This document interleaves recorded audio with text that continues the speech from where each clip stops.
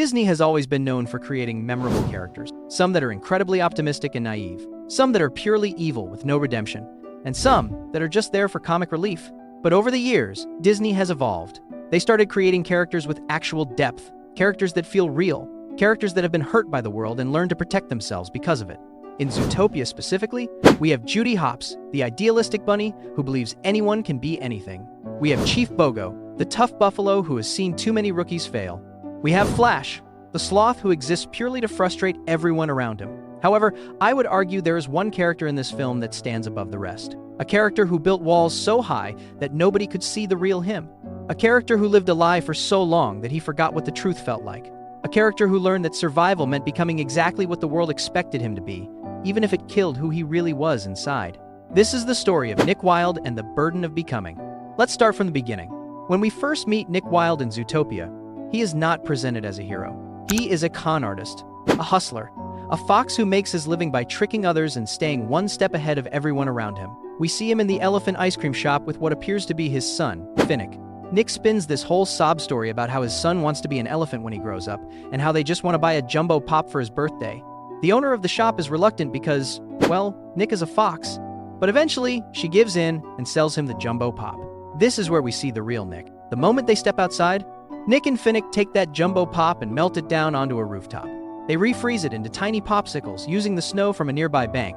Then they sell those popsicles to lemmings in the financial district for premium prices. After selling out, Finnick even collects the sticks, which Nick then sells to a construction site as lumber. It is a perfect scam. Every step calculated, every angle covered.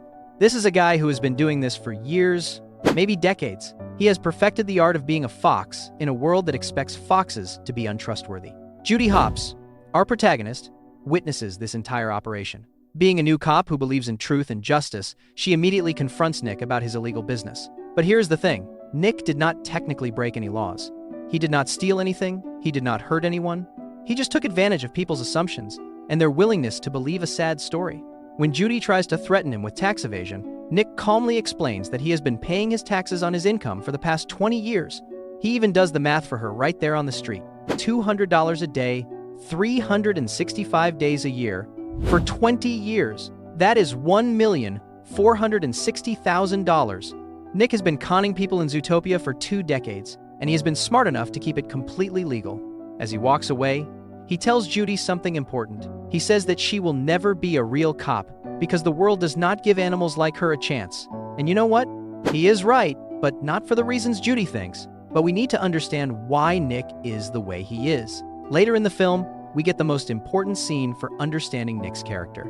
After Judy and Nick have been working together for a while, they have this moment where Judy asks Nick why he became a con artist. Nick initially deflects with a joke, but then he actually opens up. We see a flashback to when Nick was just a kid, maybe 9 or 10 years old. Young Nick is excited because he is joining the Junior Ranger Scouts. He has his uniform on, he has his scout tie. He is smiling and optimistic and genuinely happy. This is important. Nick was not always cynical. He was not born a con artist. He was once a kid who believed in community and friendship and belonging. He wanted to be part of something bigger than himself. When he arrives at the scout meeting, all the other scouts are different species: bunnies, bears, sheep, and others. Nick is the only predator. He is the only fox. During the initiation ceremony, the other scouts tell Nick he needs to be initiated. Young Nick is excited. He thinks he is about to become part of the group, but then they grab him, they pin him down, and they put a muzzle on him. A muzzle. They muzzle him like he is a dangerous animal, all while laughing and calling him names. They tell him that foxes are sneaky, untrustworthy, and dangerous. They tell him he will never be anything other than a predator. Young Nick is terrified and crying, trying to pull the muzzle off, while these kids he thought were his friends just laugh at him. This is the moment that breaks Nick Wilde.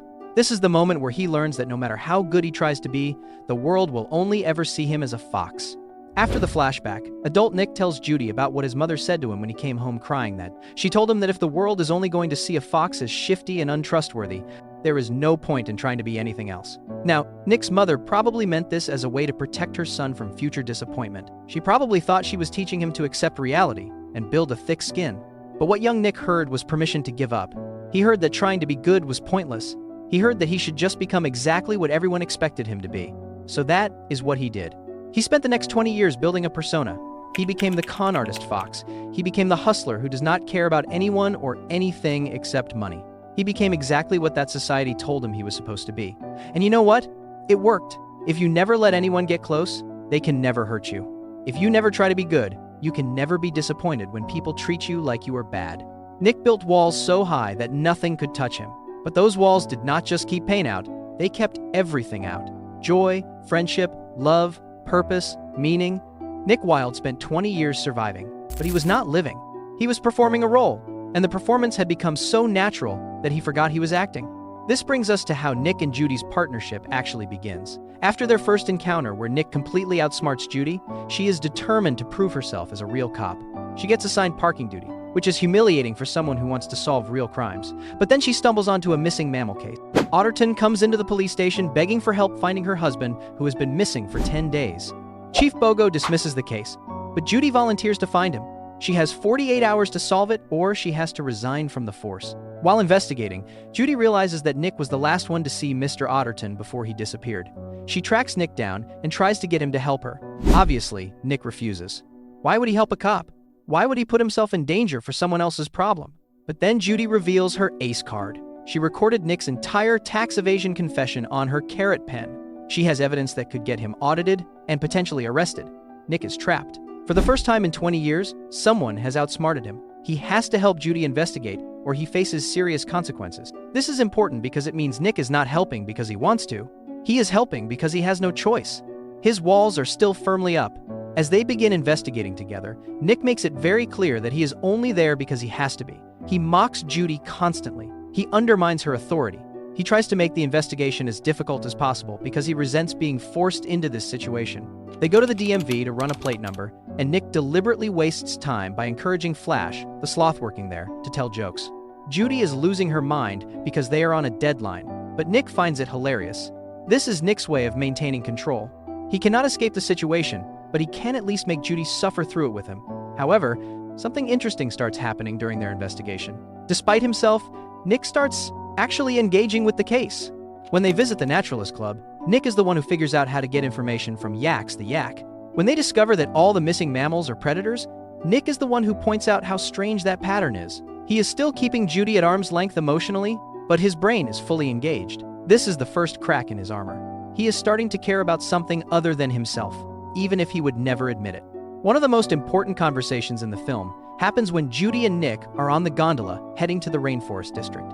Judy makes an offhand comment about Nick being articulate and smart, saying it is not typical for foxes. She means it as a compliment, but Nick immediately picks up on the underlying prejudice. He tells her about the dumb fox stereotype, how people assume foxes are either untrustworthy criminals or just plain stupid. He explains that there is never an in-between. Society does not have space for a fox to be good or smart or trustworthy. You are either the villain or the joke. Judy tries to backtrack, but the damage is done. This moment is crucial because it shows that Nick is hyper-aware of every tiny prejudice, every small slight, every subtle way that people reveal what they really think about foxes. He has spent his entire life reading between the lines of what people say, looking for the moment when they will inevitably reveal that they see him as just another untrustworthy fox. It is exhausting. Imagine living your entire life waiting for people to confirm your worst fears about how they perceive you. That is Nick's reality. However, something shifts after this conversation. Judy genuinely seems to understand what Nick is saying. She does not get defensive, she does not make excuses, she just listens. And maybe, just maybe, Nick starts to think that this bunny might be different. Their investigation takes them to the Mystic Springs Oasis, which turns out to be a front for a rug shop owned by Mr. Big. When Nick and Judy are brought before Mr. Big, we learn something fascinating about Nick's past. Mr. Big is a crime boss, an Arctic shrew who runs the most powerful criminal organization in Tundra Town. And Nick has history with him. Apparently, Nick sold Mr. Big a very expensive rug made from the fur of a skunk's butt. It was a con. And Mr. Big is the kind of guy who does not forgive or forget. He is about to have Nick and Judy iced, which in this case means literally dropped into ice water to freeze to death. This is a genuinely terrifying moment. Nick is about to die because one of his cons finally caught up with him. But then Mr. Big's daughter recognizes Judy as the cop who saved her life earlier that day. Mr. Big spares them and actually helps with the investigation. This whole sequence shows us that Nick's cons have consequences. He has spent 20 years burning bridges and making enemies. He thought he was being smart, staying independent, never owing anyone anything. But really, he was just isolating himself. The only reason he survives this encounter is because Judy, the cop he has been mocking and undermining, happened to do something good for someone else. Nick's way of living almost got him killed. Judy's way of living saved both of them. Things escalate when they find Emmett Otterton, the missing mammal they have been searching for. But something is very wrong. Otterton has gone savage. He is feral, animalistic, and dangerous. Nick and Judy barely escape, and during their escape, we see something we have not seen before. Nick is genuinely worried about Judy. When Otterton attacks, Nick pushes Judy out of the way. When they are running, he makes sure she is keeping up. When they finally get to safety, he checks if she is okay. These are not the actions of someone who is just helping because he is being blackmailed. These are the actions of someone who cares.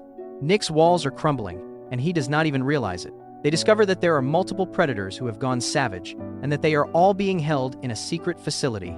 The case is bigger than they thought. It is not just about finding missing mammals anymore. It is about uncovering a conspiracy that threatens every predator in Zootopia.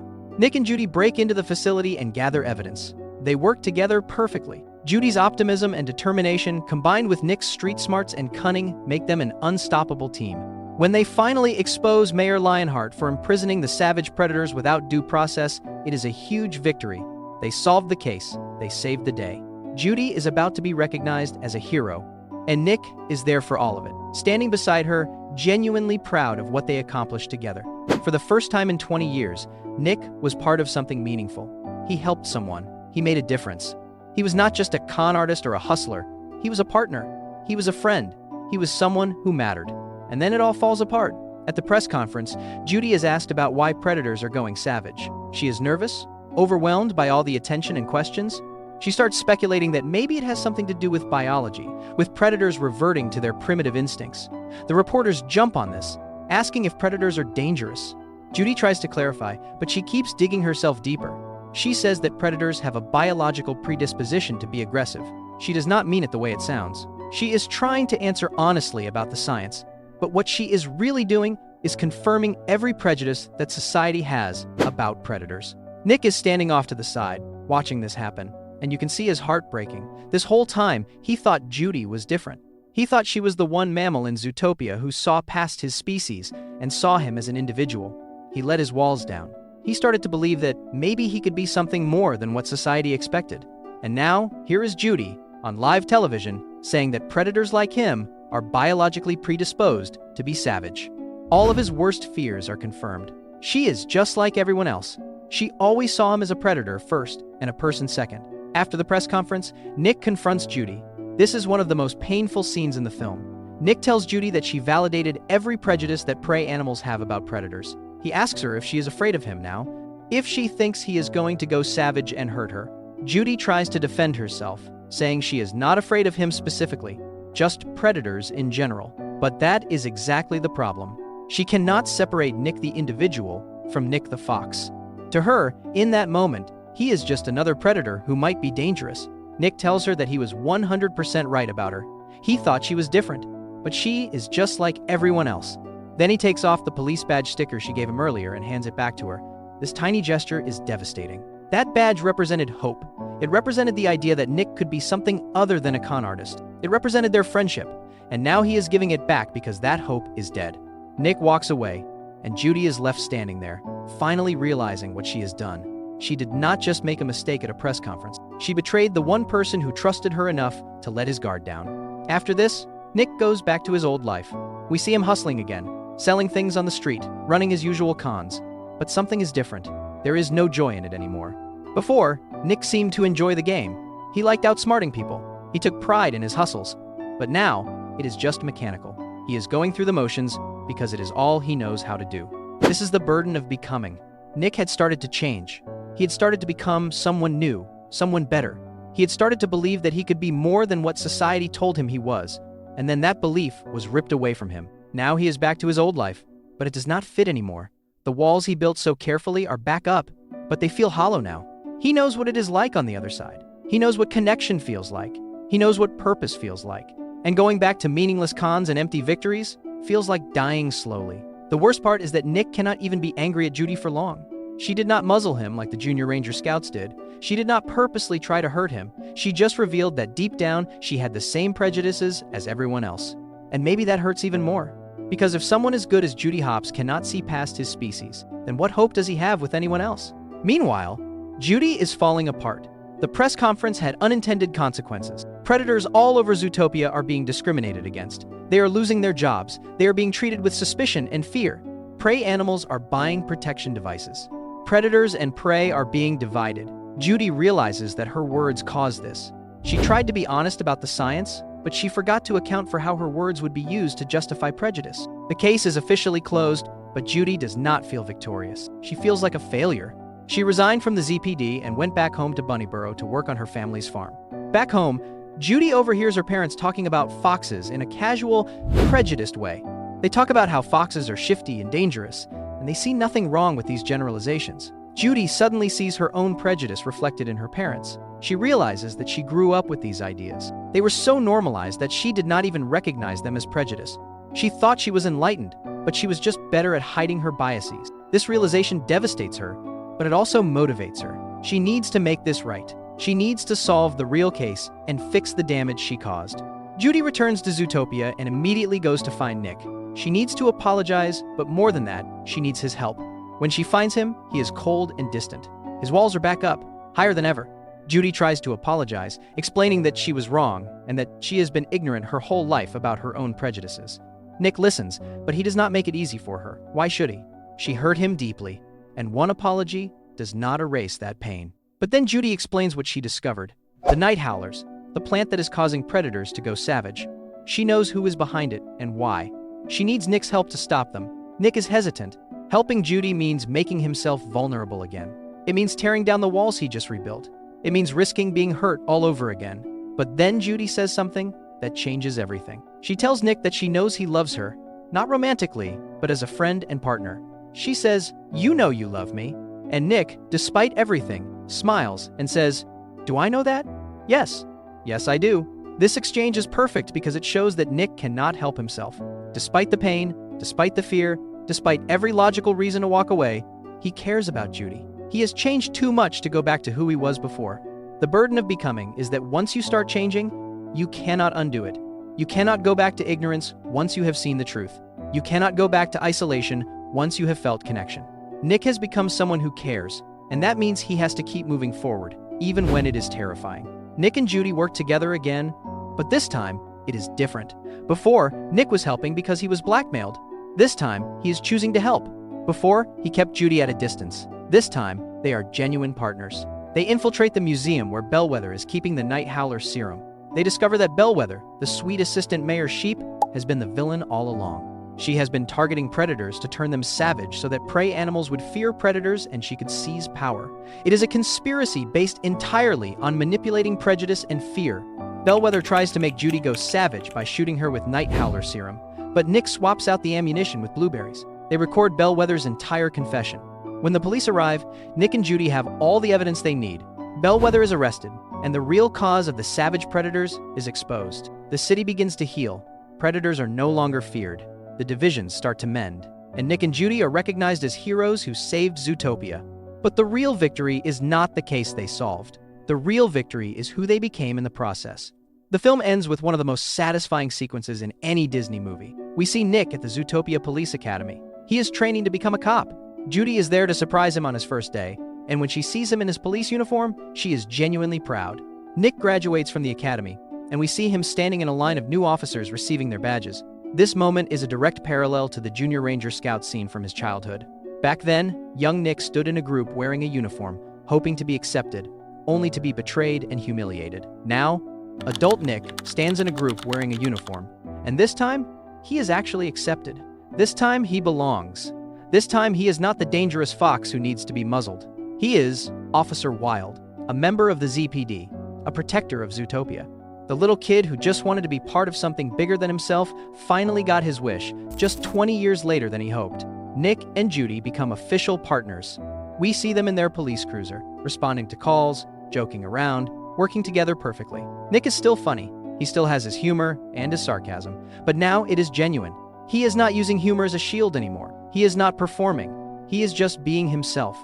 And that self is someone who cares about making Zootopia better, someone who protects others, someone who has purpose beyond survival. So what is Nick Wilde's story really about?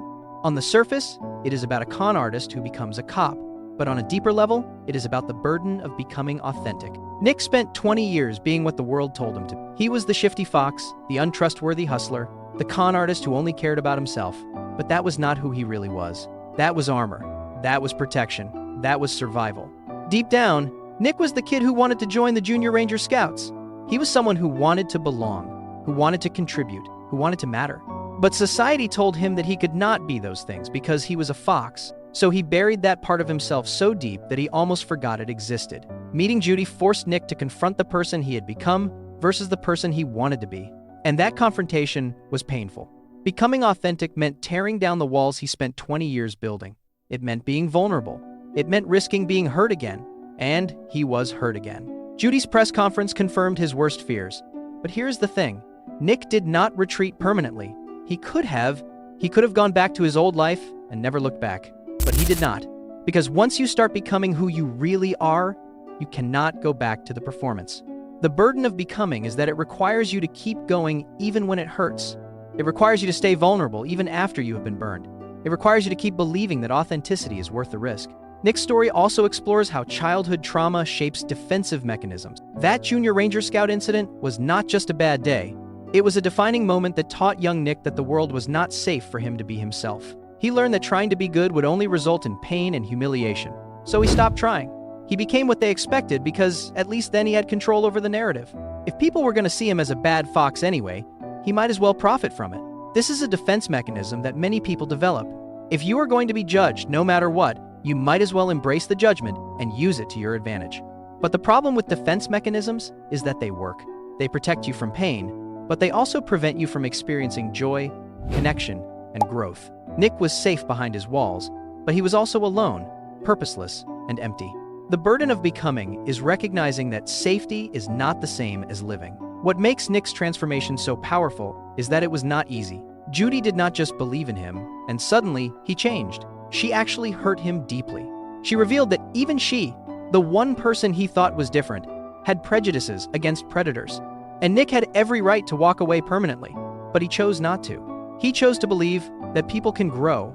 He chose to believe that one mistake does not define a person.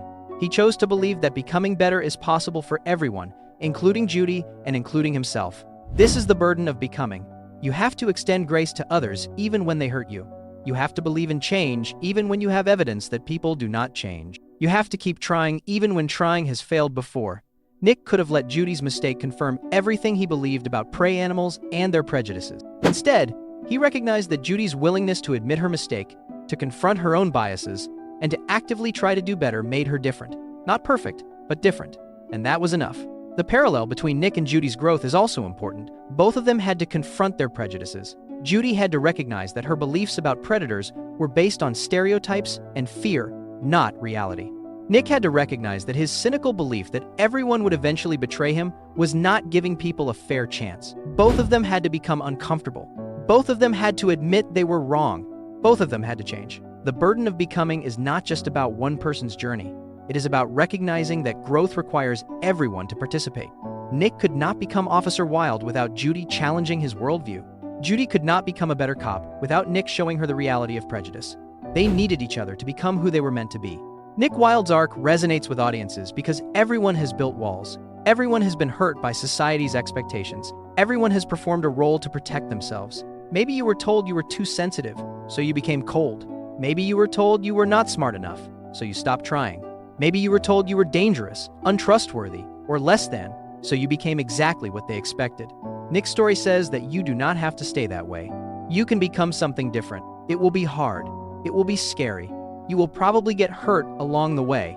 But becoming authentic is worth the burden, because the alternative is spending your entire life performing for an audience that does not care about you, hiding behind walls that keep out pain but also keep out everything that makes life worth living. Nick took off the armor. He let himself be vulnerable. He let himself care. He let himself hope. And yes, he got hurt, but he also found purpose, friendship, and belonging. He became Officer Wilde, not because the world finally accepted foxes, but because he decided to stop letting the world define who he was. In the end, Nick Wilde truly understands the burden of becoming. Becoming authentic is not a moment. It is not a single decision. It is a continuous choice to be vulnerable, to stay open, to keep trying even when you fail. It is choosing to believe in your own worth even when society tells you that you are worthless. It is tearing down walls even though walls kept you safe. It is trusting people even though people have hurt you. It is becoming who you were always meant to be, even though the world tried to convince you to be something else. Nick's journey from con artist to police officer is not just about a career change. It is about a person who was buried under 20 years of armor, finally being allowed to breathe. It is about a kid who was muzzled, finally having a voice. It is about someone who was told he could never be anything good, proving that becoming good is always possible, no matter how long you have been bad. The burden of becoming is heavy, but it is also the only way to truly live.